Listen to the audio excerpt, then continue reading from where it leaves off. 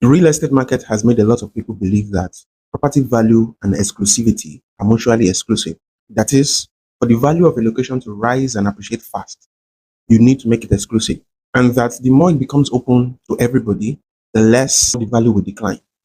And because of this, we have overstretched the gated estate model, such that everywhere we look, you see beautiful but sprawled out estates sitting in these high value locations but with poor cash flow. So in this video, let's make a business case for why this belief is not only wrong, but also how flipping it around is great for economic productivity, cash flow, profitability, and even faster property appreciation, all while keeping housing affordable and within reach as well. And on the other hand, I also hope to challenge the notion, the misconception that smart cities are all IoTs, tech-enabled, AI-driven cities, with the fact that if it does not work manually like a village, it will not work even with AI. So let's get into, oh, wait, before we get into that, there is a six-way loop that we'll come back to at the end of this business case, which I want you to keep at the back of your mind. They are: 1, location is about economic productivity. 2, location is nothing without infrastructure. 3, proximity to infrastructure drives quality of life. And 4, it is quality of life that drives economic productivity. And to 5, which is economic productivity is what influences property value. And number 6 is that it is property value that now decides the location value. And with that said, let's get into this and connect all of these six-way loop together with the point of this video. So, when we talk about city planning, a lot of us assume building control, road construction, and even building approval. Meanwhile, city planning is so much more deeper, connected, and even personal. So personal that all of our daily activities are either inputs that affect the outcome of city planning or effects of how city planning affects our lifestyle. So now, beyond the master plan and layout, let's look at the city as a combination of two systems: the tangible systems and the intangible systems. For the tangible systems, we have road, electricity, water, drainage, things that we can see. While for the intangibles, we have things like mental health, safety, security, sanitation, well-being. And the relationship between these tangible and intangible resources is a cause and effect kind of relationship, such that the way we use and build with the tangible resources is what determines the outcomes, or how the intangible resources influence and affect our life. So what we put, or how we use the tangible resources is what determines the outcome or the effect of those: sanitation, safety, health, well-being, security, and safety. And this brings me to where we started from. This trade-off of social vitality and economic productivity for emotional satisfaction and status signaling. Okay, let's take entrance porch, for example, which is one of the first things that, as an architect that has worked with different budgets, different classes of budget, the entrance porch is one of those things that we first cut away when it comes to budget control, because it is simply one of those emotional must-haves that their only function is to appeal to emotional satisfaction of the owner, whereas it traps so much value, so much land, traps a lot of economic and financial value in development potential of such property. But to avoid confusion, as this is not about personal taste, because personal taste and personal preferences are also important. And to clarify this, without giving room to much interpretation, let's start from a comment on one of the previous videos. And for context, in that video, I identified cash flow as one of the reasons why developers and investors are no longer interested in the rental market, which then makes this a major reason for the decline in the supply of rental housing. And that the major reason behind this is how we don't maximize the development potential of our properties, and using how Lekki has become unaffordable to live as the premise for how, due to our single-use zoning, our architecture, our development pattern, and our land use that do not encourage the introduction or incorporation of commercial spaces into residential zones, Lekki now is only affordable to businesses that cannot afford custom-made, purpose-built commercial spaces. And which my position on that is that had we allowed more flexible integration of commercial spaces into our residential developments, case in point, Lekki as an example, we would have been able to help or allow or enable landlords make more cash flow from this commercial integration while reducing sole focus on maximizing profit for the residential spaces. And this cash flow will also help them attract funding which helps us increase and grow the rental housing market. And so, this comment seeks to clarify one, the security and safety concerns around such integration of commercial use into residential zones, citing the current safety and security situation of Lagos Island, which sort of embodies this commercial integration, that the comment seeks to clarify whether this kind of commercial integration is the kind that is already happening in Lagos Island. But since I already made a response to that, and with this better context, let's get into something more interesting about this Lekki versus Lagos Island comparison that happened about 2 weeks ago when I compared the work score of three locations: Awolowo Road in Ikoyi, Admiralty Way, Lekki Phase 1, and Balogun Market, Lagos Island. And if you're wondering, what score simply means how easy it is for somebody to get their basic needs. How close or how fast or how easy is it for them to access their basic daily needs in their environment? And this is measured on a 0 to 100 scale, 0 being the least and 100 being the most workable. So my interest in checking this work score was to compare the workability score to the amount of residences that still exist on those streets, because workability is one thing and having residential integration is another matter.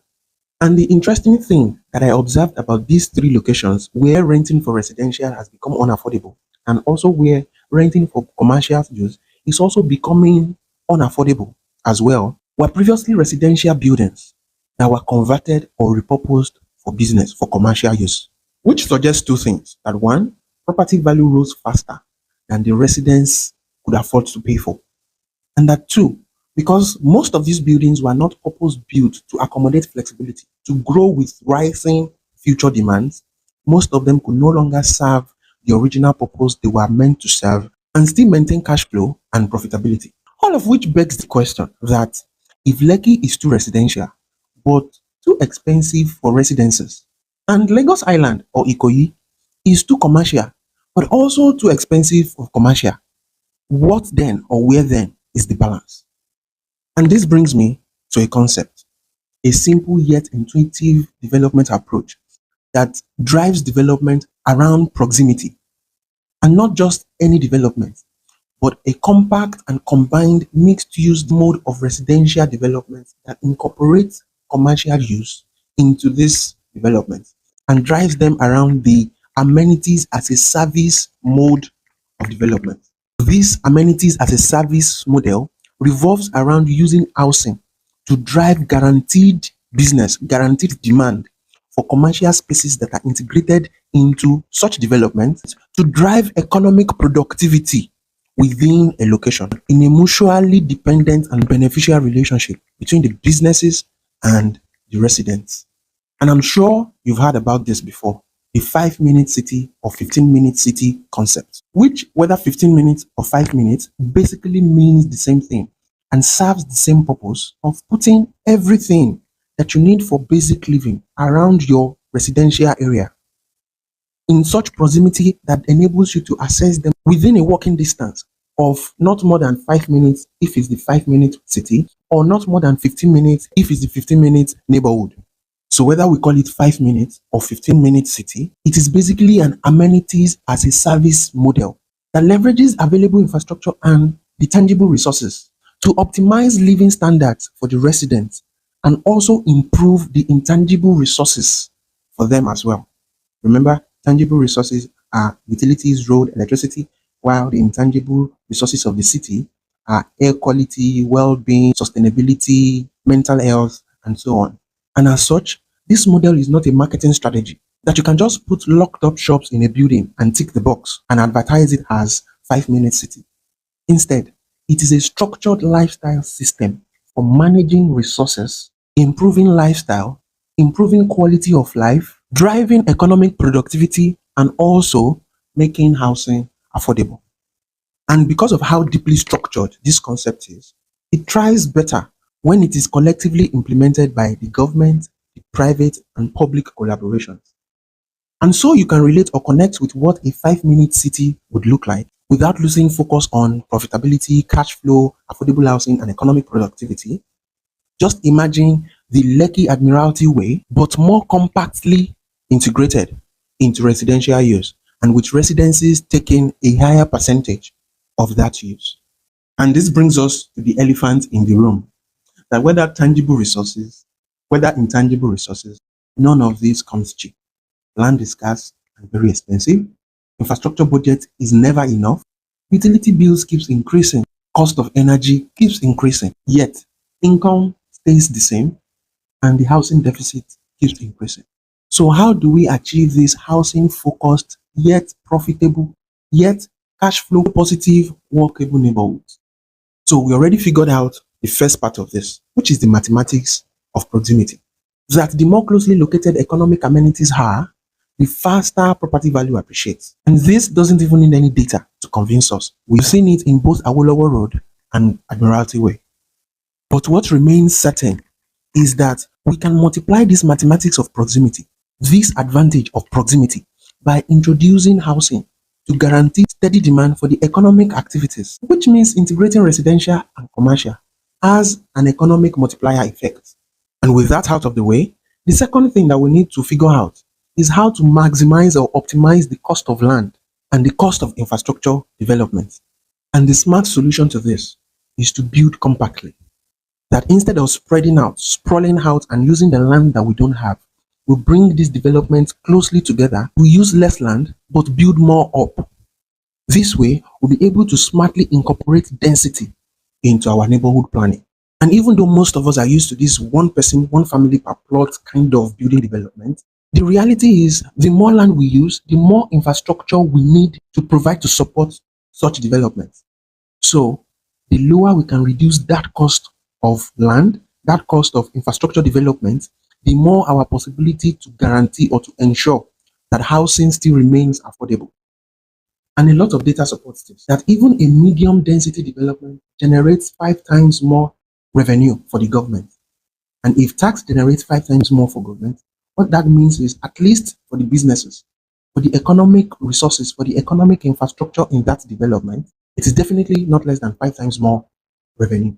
So we figured out our development strategy and how to save costs to maximize development potential for this neighborhood.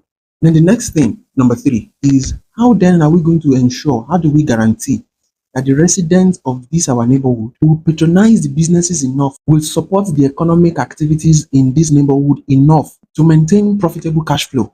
That is, how do we ensure that the social capital that we are investing in, that we are enabling in this neighborhood, how do we ensure that it serves as a catalyst to convert the economic productivity that we need?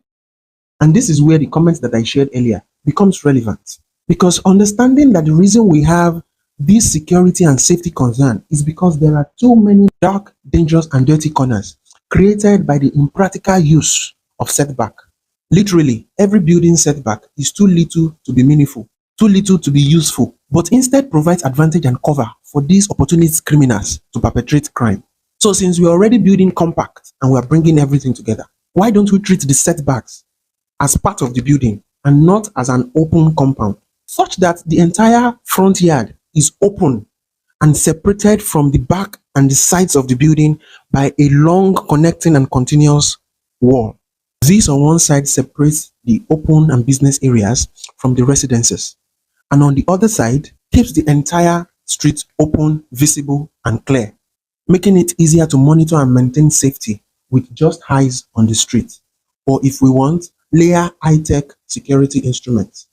Now, when we do that, this does not only solve the safety and security concerns, it also delivers a positive outcome for the businesses and economic activities happening in the open zones. Because now, as residents are coming out of their building, they are immediately interacting with these economic zones, interacting with business owners, interacting with neighbors. And what this does is unlock a network effect that helps the businesses to thrive.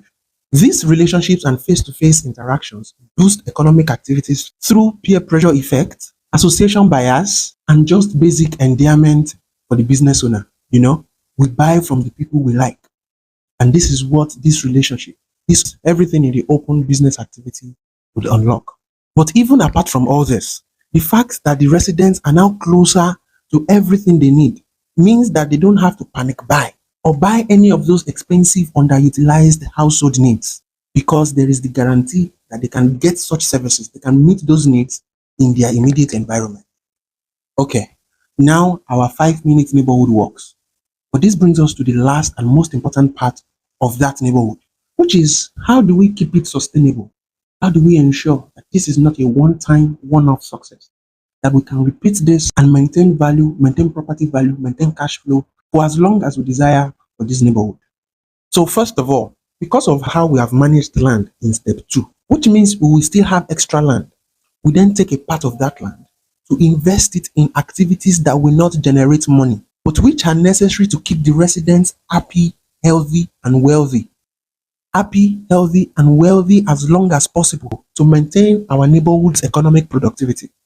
This will include playgrounds, gardens, public parks, nature parks, recreation zones, riding lanes, and other such necessary activities that improve the well-being, the fitness, and the wellness of the residents.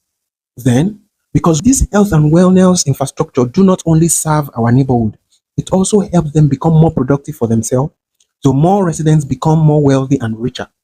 But to ensure that they do not move away once they become wealthy, we open up and present them with investment opportunities to invest back into this neighborhood, which in essence means that originally the residents of this neighborhood would also become sponsors, landlords, owners, and financiers of the neighborhood, and not just as beneficiaries or tenants. This sense of ownership and sense of belonging will help us ensure that we keep them and keep their wealth retained in the neighborhood. And lastly, the most important part of our development framework is that from day one, from the get-go, we build in an infrastructure maintenance system, an infrastructure maintenance framework that keeps these amenities and infrastructure, that keeps the entire neighborhood alive enough to ensure that every friction around living in the neighborhood is either eliminated or reduced to the minimum to maintain the premium village style quality of life for the residents. And with all this in place, we now no longer have to worry about whether we want to incorporate or introduce smart efficiencies into this neighborhood. Because from the get-go, from the onset, as we built and grew this neighborhood, we've built in agility, resilience, sustainability, and flexibility as the organic component, the organic skeleton of this neighborhood. And to wrap this up, is our business case for walkable neighborhoods, which brings us back to our 6-way loop, the one that we started with. That 1, location is about economic productivity. 2, location is nothing without infrastructure. 3, proximity to infrastructure is what drives quality of life. 4, quality of life is the fuel for economic productivity. 5, it is economic productivity that determines property value. And 6, it is this property value that then makes a location valuable. And this is important because I know that the real estate market is all about location. Location, location, location. Yet, location is nothing without productivity. And property value means nothing if we cannot capture or convert it as cash flow, as profitability, or even economic leverage.